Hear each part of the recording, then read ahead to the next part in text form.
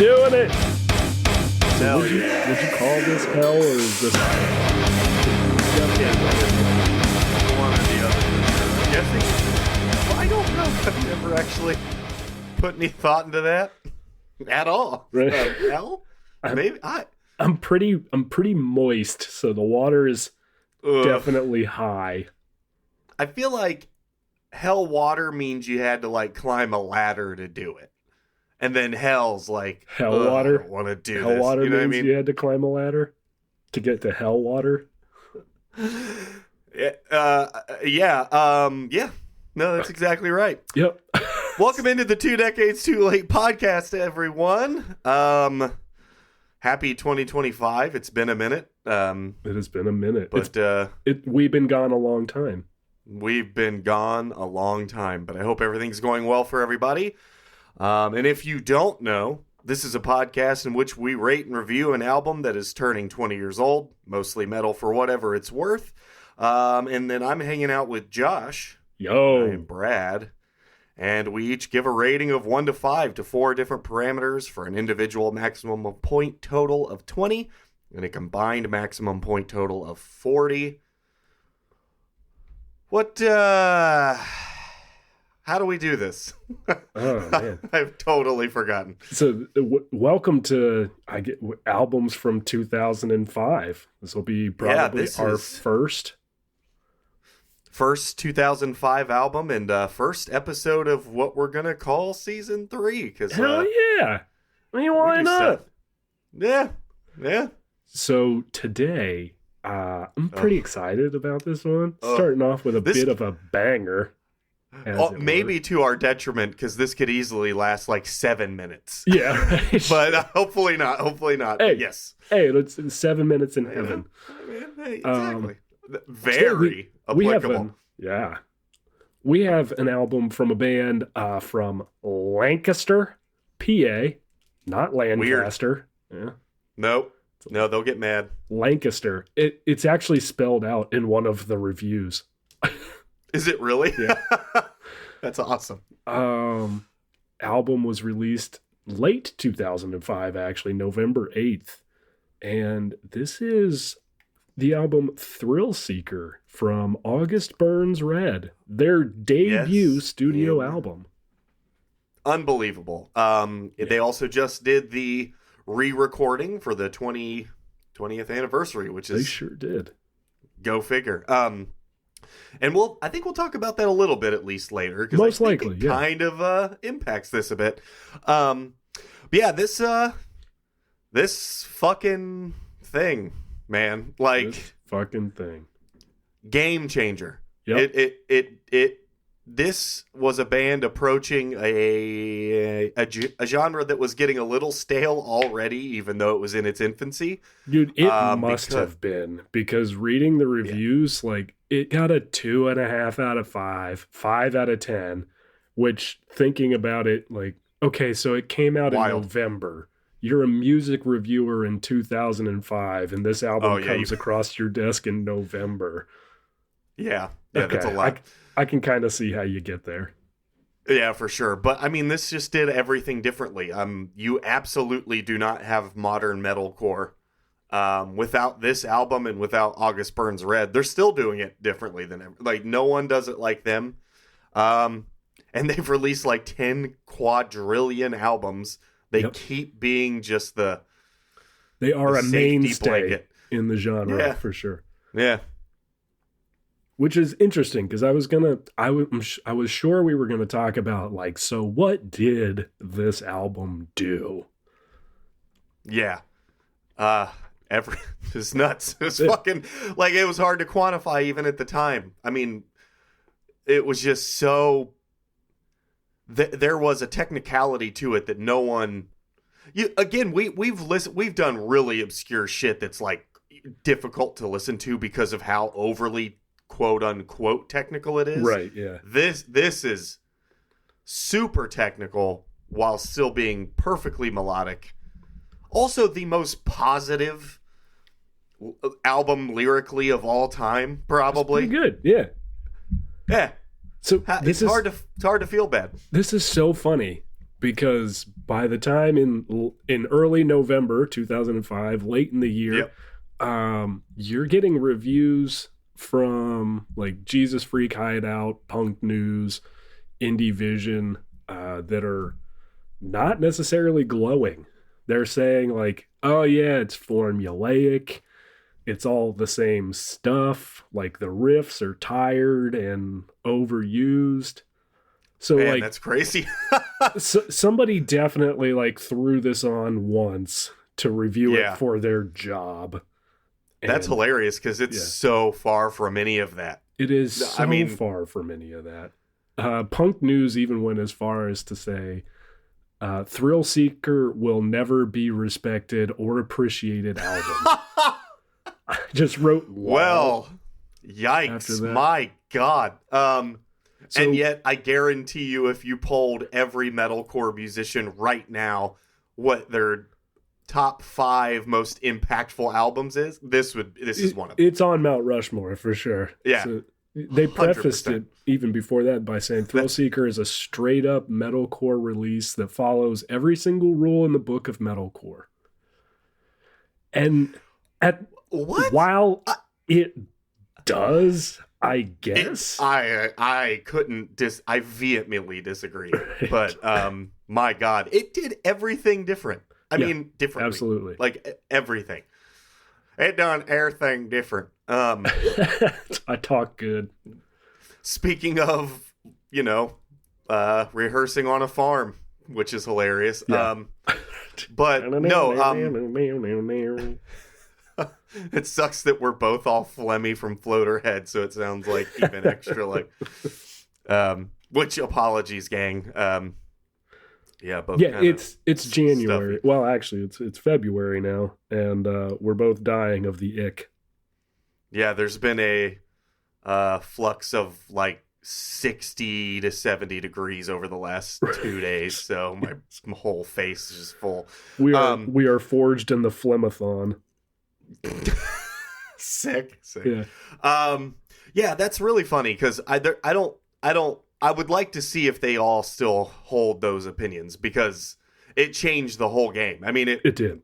It took because metalcore, which was near and dear to us, but I could imagine being so tired of it if you weren't in it. Right. And this should have done the opposite for them because it did none of those things whatsoever. No, it didn't. No, I mean, I think back to our review of whichever In Flames album we did, Soundtrack to Your Escape, and okay, that was tired, trite, formulaic, recycled riff after recycled riff of melodic. What am I going for here? Death metal. Thank you. Yep. We got there. Yep. That's why we're a team. Yep. But this is not that. This is so absurdly not that. Right. And then to give you probably the state of mind of these reviewers again to beat this dead horse. Yeah. The Indie Vision music reviewer wrote he gave it kind of he acknowledged there was some good qualities to it, but he said I would put this on in my car if I wanted some straightforward metalcore to listen to and just zone out. But I wouldn't be heartbroken if somebody stole it like I would if they took The Chariot or Still Remains. So that's Still Remains. I know, yeah. I get The Chariot. I understand I understand that, and I can make peace with that. But we reviewed Still that Remains. Still Remains is just Still Remains is the formulaic metalcore. You're coming through my phone speaker. God damn it. So that left earbud was super dead. The right one's fine. This seems fake. It's legitimately hard to believe that you have this many issues with Bluetooth devices. I know. It's connected. I'm going to listen to one ear this whole time. Sick. Because the other one, okay. You are back in my ear, and this stupid left one is charging. You fucking left earbuds. You fucking left ear bitch.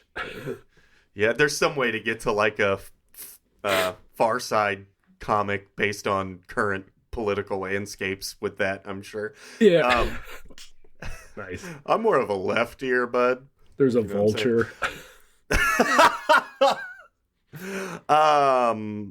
Technical difficulties, gang. But I do get the guy's point on the Cherry. It Still Remains is just a middle of the road. They're good. I like Still Remains, but they sound like every other metalcore band. And August Burns Red, their Thrill Seeker album, did not. So that's wild. And that person is, I'm just going to go ahead and say, inaccurate. Again, Cherry, it was sick and a totally just far afield thing. But yeah. That was a departure from traditional metalcore. Correct. And to be clear, I can't, again, we've already said it, but so is Thrill Seeker. It was insane. It was the life that the genre needed at the time. I mean, it changed everything. They weren't singing. They still don't. That was noted on every review. Yeah. Yeah, because no one else was doing that. No one. And then you have, again, lyrical content that back in this era, there was a lot of Christian themes within metalcore, a lot of Christian-based bands with like Christian-based lyrics. Yep. Thrill Seeker was a Christian album. August Burns Red is a Christian band, I think, still. This was released on Solid State Records. Duh. Yep. And exactly. And they never beat you up about it, though. Like, the whole album is just positive. It's really not even religious. Seventh Trumpet is heavily metaphorically religious. So, right. I mean, that one, yeah. But none of it is, like, preachy or... It's literally just talking about just do better. Everything's fine. Right. I hope you're okay. just that. Funnily enough, though, like most of the reviewers mentioned the cynicism in the lyrics, and like, God, that's bananas. It is. So they didn't listen to it because that's just not. It's like the most positive album. They took this like one listen, face value. It was 45 minutes of their day that they had to get in like 9 other reviews. So, and like, I'm not going to be able to be very objective about this review today, to be clear, because this is... It's been on rotation for 20 years. It is either the best metalcore album ever made, or it's the second best metalcore album ever made. So, for me anyway, I don't even know what to do. Like, it was just Ryan Neff and I in Grandma's basement immediately doing everything we possibly could to learn every single song so we could try to implement some of their magic, which we didn't at all because no one has ever. It was musical mastery from day one, and it just hasn't stopped. It's always been a mainstay with them. Right, and it's they've never lulled. No. Ever. Every single album. The only problem in their entire discography is Messengers sounding so bad production-wise. But they remastered it. So, and maybe in 2027 we'll talk about it. But like the production on that is hot garbage. Otherwise, they are unblemished. That's your Big Treble and Little China album? Yes. Nice. Oh God, it's brutal, man. Like, if you want your ears to bleed, go listen to the original production of that shit. My God. But that's it. Otherwise, perfect band. They've toured the whole time. They've had the same members for most of the entire career. Yeah. They had. But let's talk about that. Yeah, they had one singer on the EP release in 2004. Looks Fragile After All. I apologize, I did not write his name down, but he recorded on that EP, and Josh McManus was the vocalist on this album. John Hershey. Oh yeah, Hershey, PA. Sick. Yeah. Sick. Yep. I'm John without an H. Hershey. Nice to meet you. Anyway, go ahead. Josh McManus on vocals for this album. JB Brubaker on lead guitar. Brent Rambler, Smooth Rambler, on rhythm guitar. Smooth Rambler. Jordan Tuscan on bass, who departed the band in 2006. And then Matt Greiner on drums / piano on this. How about that, by the way? Yeah. What an asshole. Yeah, no What kidding. an ass. Because he's so good at drums. Knock it the fuck off. I mean, honestly, if and just like putting this album on and getting like the first impression, he's the first impression. Yeah. It was fucking bananas. I'm just like, I don't know what this is. This is crazy. This isn't a black metal album. How is this guy like, man, he's on another no one touches him. Like, and still, I mean, he's just... And the dude looks like he's fresh out of an LL Bean catalog. He absolutely does, while he's just, I don't know. Greiner family farm, yeah. Yeah, getting wheat or whatever they do. Like, eggs. What a... They practiced in the chicken barn. That's right, they do. Yeah. You know what kind of... It's funny, too, like, watch any documentary on these dudes, and it's almost like... stupid. Like, they're so just they're all just like, I just pictured hey, him learning percussion on chickens and eggs, and then like I went to the In a Wish Full of Dreams, the dun dun dun dun dun, dun. I could imagine him like hitting different chickens, like dun dun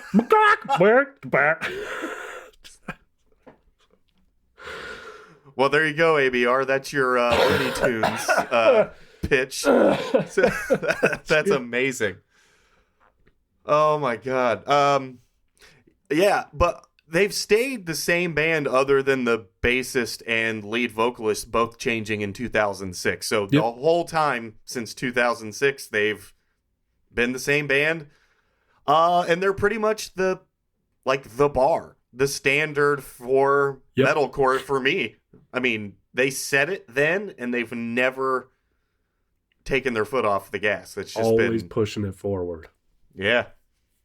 Unreal. Even when like stuff starts to like lull in a particular year, they come out with something and you're like, oh, this is where we go next. Exactly. And they never fail. It's just how to be that good for that long. It's impressive. Like, I don't, yeah. I think you make a Faustian deal with the devil. Yeah. Or God, I guess. Yeah. I guess, well, right. And if they made a deal with the devil, biggest punked of all time. That's just, that's incredible. Fucking got your ass. Yeah, got you motherfuckers. No, I mean, seriously, like I was saying, if you watch anything with them, they're just like the most wholesome. I don't even, it's like they're not even real. It's insane. It's great. It's insane. They're just like, hey, everybody, everyone doing great? Good. We're August Burns Red. We're going to scream in your face. Yep. Awesome. Yeah, please do. Yeah, I don't... The track by track was tough because I couldn't stop talking because I had so much to say. I mean, this is one of those albums, it just... one of the best... and you know what? Because of Mick's wonderful pushback before, I will specifically say one of the best intros to a metalcore album ever. Like, it just kicks you right in your fucking teeth with your Little Suburbias in Ruin, and it was just, you just knew immediately, like, well, this is totally different. Yep. Someone did something really, really special. Super good. Yeah. It's hard. Yeah, it's hard not to just like note every little piece of every little song to break it down. And I guess you could put this on and be completely tone deaf to it. Maybe, maybe that would all pass you by. But I guess if you even kind of pay attention for half a second, it's insane. Yeah, it's so musically dense, while never sounding overcomplicated. No. And I don't know how. I mean, I really don't know how. It should, by all means, be absolute chaos. And it just isn't at all. Like, not even a little bit. To draw a comparison, I would think of insane. like Inferi's The Path of Apotheosis. Like, Yeah. I had to listen to that thing for a full 8-hour workday before I even kind of like started to appreciate it. Up until then, it was just like dirge in my ear, like a wall just like of getting sound. through it is just a slog. Yeah, but you like, and then you can kind of start to peel away the layers and pick up the like catchy hooks here and there. And now I think it's probably one of my favorite albums of all time. But yeah, it's incredible. This is not that. It's immediately accessible for how good it is, while being frankly just as technically proficient. Like, it may be in a different way, but it's not any less technical, which is insane. I just don't know the line they toe. It's just I don't know, man.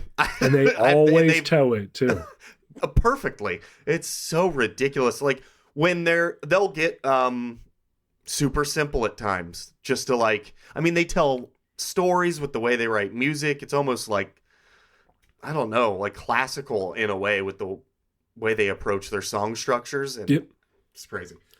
The overall composition of the album is phenomenal too. It's even that is impeccable. Like you said, it starts off with a kick in the teeth, and then Barbarian is perfectly placed to just draw you back in. And then they've got a 3-minute instrumental that goes into an 8-minute closer. And even that is just like perfectly done. Yeah, it's insane. Which I think, and we've talked about this, it was very in vogue at the time to do really long songs for mostly no reason back in the day. I don't know why we were also into that. And I'm no longer into those songs like I used to be, because I'm just like, Jesus Christ. Right. And I started the review of The Seventh Trumpet at track 11 by saying, this song is great. I'm probably not going to love it right now. But I loved it for however many years. So it's not getting dinged. And then by the end of it, I was like, nope. Yep. Still great. I just loved it the whole time. I didn't even, and it shouldn't be, because man, if you haven't heard it, it's roughly 6 minutes of crescendo. It's Return of the King. It's the end of Lord of the Rings, just in audio form, but beautifully done. Yep. I'm going to go watch Return of the King now as soon as we're done as well. So, like, I don't mean any disrespect to either thing, but you know what I'm talking about. 6-minute crescendo, and then you get to climax for 2 minutes. Yeah. Sex joke. Sex. Hell yeah. Oh, I don't know. Can we get in trouble for that? I love you. I love you, Samus. Yeah. Shout out. Yeah. I guess. Credit 66 Samus. But yeah, but you're right. The way it's mapped out, the whole album is just perfect. It has ebbs and flows. And I think you could get, at least me, I don't know how you feel about this, but like track 8, Consumer. Yeah. That's probably a filler song for August Burns Red a little bit. But it's like the best song on almost everyone else's album that came out in 2005. Absolutely. Like, and it's ridiculous. Like, because there's a little bit of a, mostly because it's everything else is so high tier. There are lulls ish, I guess, or whatever their version of that is, and it's still insane. Like, it's Consumer's still a remarkable song. Yeah. Like, even though it's probably my 8th favorite. We're not gonna put the whole album on the playlist, but man, we really could. You could convince 100. Me pretty easily. Yeah, you guys will just wait until how I'm feeling when I actually upload them, because I gotta tell you. Yeah. Spoiler, if it gets gang, a 40, the whole album goes on. Yeah. That's in play. You know what? I don't want to overly dissect this album, because genuinely, if you like metalcore at all and you haven't heard it, that's weird. I don't Kind know. of. Good. I mean, if you got into metalcore and you got into August yeah. Burns, they have an album every 2 years, so they could Like have clockwork. caught you anywhere along the line. You know what? Good point. And you know what? They're probably still influencing you just as much at that point in time as they were with us at this. It's insane. Assholes. I actually had a they're note here. If you accidentally listened to this version instead of the 20th anniversary, like you thought like, oh, there's a 20th anniversary, I'll listen to it, and you accidentally picked the normal version, you wouldn't really know. Well, you would, and maybe for the better. Anyway, I don't want to overly dissect it, mostly because we could talk about it for 7 hours.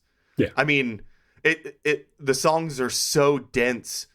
I mean, it's ridiculous. Again, while beautifully playing, like, never getting too technical, never beating you over the head, never making you think it's over your head or that you're not right ready for it. It's just because we've had those. Insane. We've had those where it's like, did you get it?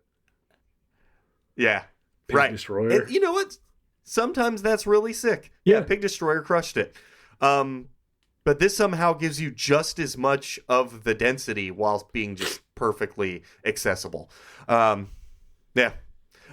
I mean, I am super down to get into the review because it's going to be easy peasy. Yep. Review.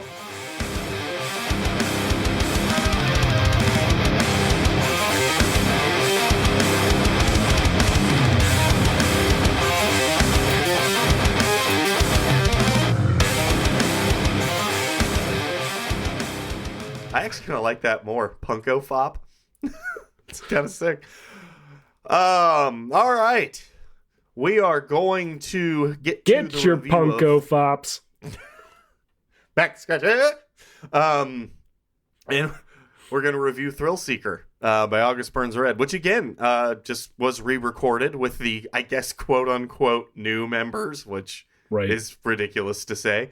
So check that out as well. But for the 2005 release, Josh, what did you think of the artwork?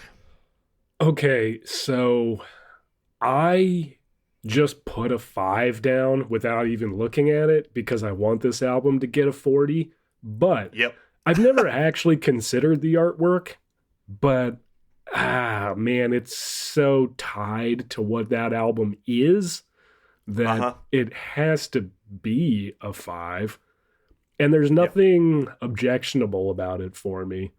Like, it's clip art that's kind of done in a cool way. Like, I know you don't always love, like, digital graphics, but this is done in such a way that it really kind of makes sense.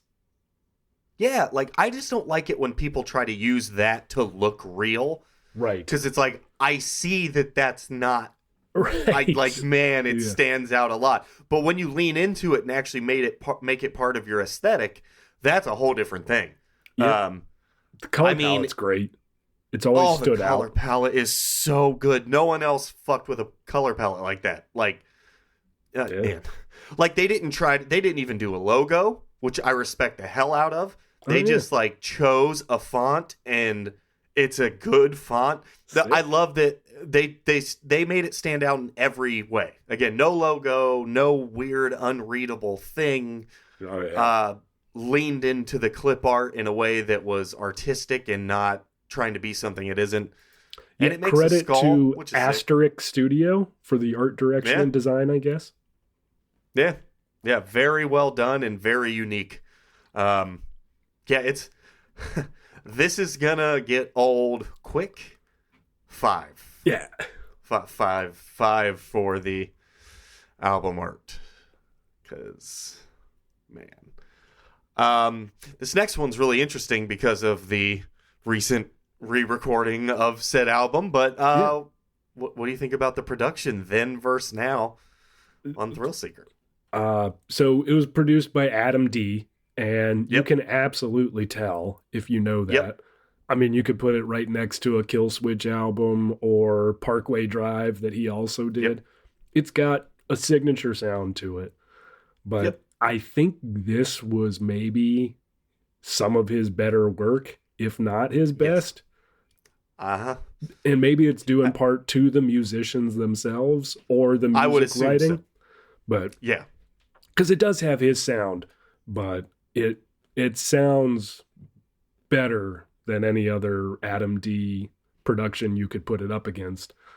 And like I mentioned, like you could accidentally put this on instead of the 20th anniversary edition. Yeah. And you would not notice a difference. Like Not even a little. they do really creative panning. They do a lot with everything, and everything shines. You can hear bass. You can hear the drums are featured, which they should be. The guitars are also featured, which they should be. When and where they should be. Yeah. It's a flawless production. And we talk about, you know what? Buckle up, gang.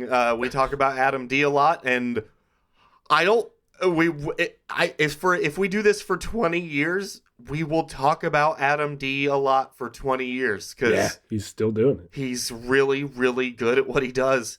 But you're right. This is my favorite production of a guy who makes really, really good productions. Mm-hmm.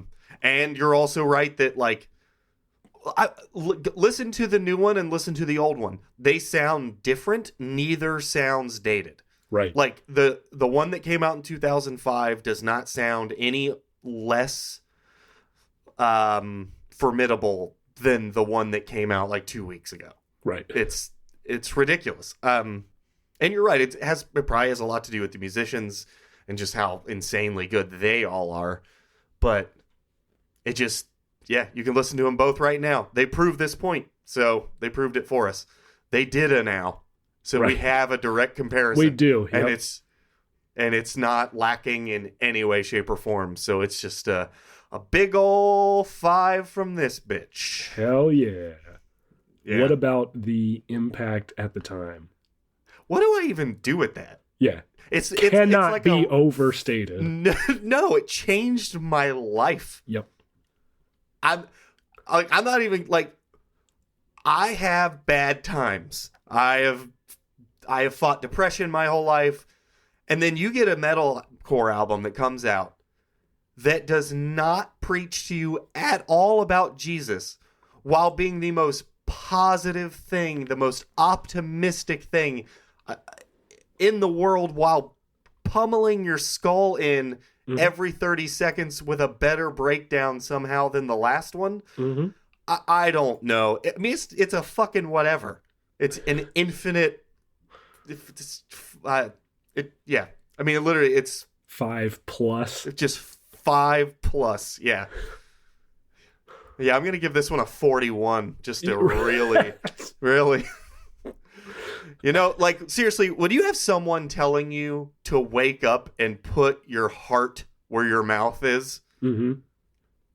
What can be done? What can be said? And they just keep doing it too. Yeah. Very next album, the song "Composure."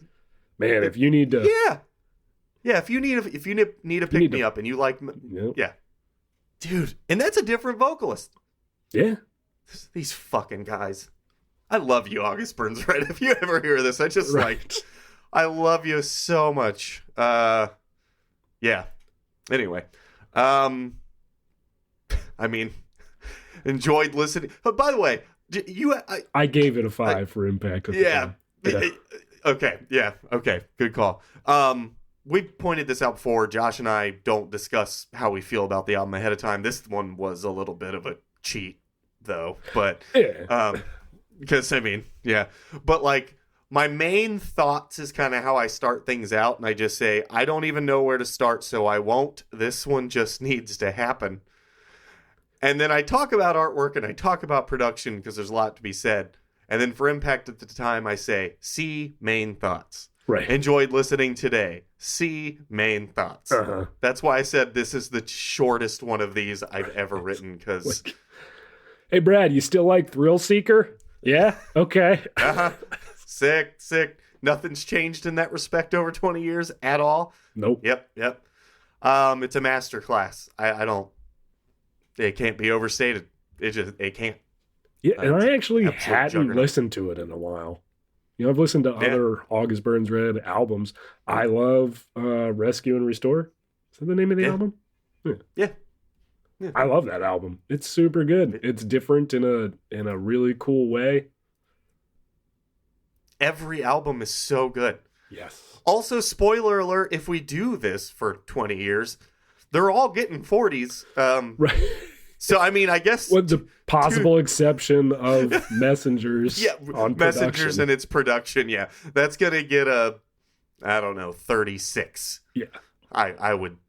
maybe a little less. That production is really bad. But yeah, other than Messenger's production, spoiler alert, I don't know. Please give us your listen, but you can also probably sit it out. Right. All right. So it's the hardest part of this one by a landslide. We have a playlist on Spotify. TDTL favorite songs. Wait, Brad, what were the totals? Oh shit! You're right. We do a review show. Well. This is going to blow everyone's mind, and I hope everyone's sitting down, but it's a 20 for Josh and a 20 for me. What? For a total of 40. Get the hell fuck out of here. Yeah. Man, and I don't even like Jesus. You motherfuckers. Right. Wonderful. The monumental task, it must be said, is picking a favorite song on this absolute behemoth of an album where every single song could easily be the best one. Right. So I'm gonna ask you to go first. Yeah, that's fair. Man. So it could be Eve of the End, but I don't want to put an instrumental on there. Because I actually like Josh McManus's vocals, and yeah, same. They're really good on this album. Yep. I'm gonna give you maybe not the most of what this has to offer, but by volume the most of what this album has to offer, and I'm gonna go with The Seventh Trumpet. Hell yeah. I was hoping one of us did, because it should be obnoxious to choose an 8-minute long metalcore song. It's always been a favorite. Yeah. By all rights, no metalcore band should write an 8-minute long song. None. I mean, as awesome as metalcore has gotten over the years and how interesting it's gotten, still don't write an 8-minute long song. Unless August Burns Red, then you do it and you crush it, and then that's the standard. So my favorite song is Endorphins. Endorphins, appropriate. Yeah. Yeah, Endorphins. I love it. Also, great. Grab the wheel, make this life yours, you know? Yeah. But you know what it is? It's the bridge. The that is just... It's never... And the gang vocal after that? It's... I'm just... You can't see me, but it's probably good. But... Right? Probably. I don't know. Capiche? It's hell yeah. It's fucking... But I just... Barbarian's probably objectively the best song on the album. It could be. So it really could. It's perfectly placed in the album. It's just... Yeah. And then if you just want absolutely steamrolled, it's Your Little Suburbias in Ruin. That thing does not relent for a single second. Yeah, you're at least getting those 4 guys, or gang. So, I mean, that's the best I've got, I think, is like our 2 favorites, and then probably Barbarian and Your Little Suburbias in Ruin, because mostly if you haven't heard, please listen to this album. Yeah. If you haven't heard it. It's insane. God. And the fact that it was done 20 years ago by a band who had only been around for 2 years, it's fucking ridiculous. It was almost a disservice to them that it came out in November, and thank God they overcame that and kind of rose above by, I guess, touring forever and continually releasing music. In their first 5 years, how many times did you and I see August Burns Red? And I'm not kidding, but is it like 8? I was going to say it's at least 5, if not twice a year. I was going to say I would put it a little over that, just because I mean, we drove to Indiana, we drove to Kentucky. saw Well, them you a were lot. in Cincinnati, and we saw them in Kentucky, which is not technically the same thing, but I drove to Kentucky. Yeah. I just, they've never stopped being just a And they were force. not the headlining band for most of those shows. no. I mean, They were now though, grounded out. yeah, and I mean, I don't remember them having a day off for a good, years. Yeah. Like, they took time off to record albums. Right. Like, that's it. Well, we love you, August Burns Red, and in a world that is in constant flux, it's nice that there's, we R.I.P. Every Time I Die, R.I.P. Dillinger Escape Plan, but at least we still have August Burns Red. We need, stay around, guys. We don't have a whole lot like you, so Yep. thanks. Keep being awesome out of 10. Hell yeah. Yeah, I guess with that, To play us out? to play To us play us out. out? What does that mean, to play us out? Like, Yeah. to end the show? Yeah, that's 100% right. Good job. No reason to get upset about it. You fucking nailed it, guy. So with that, he's been Brad. I've been Josh. We've both been Flemmy, and also 2 decades too late.